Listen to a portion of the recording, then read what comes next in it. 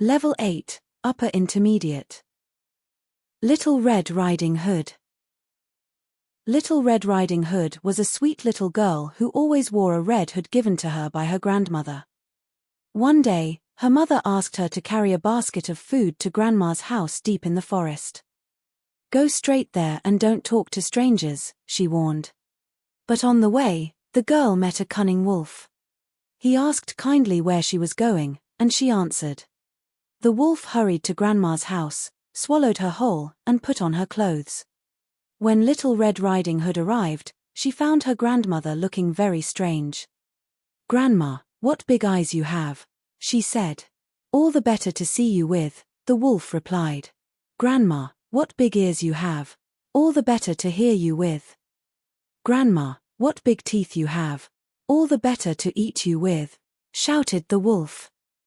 He leapt from the bed to attack, but a woodcutter rushed in, struck down the wolf, and saved both Grandma and the girl.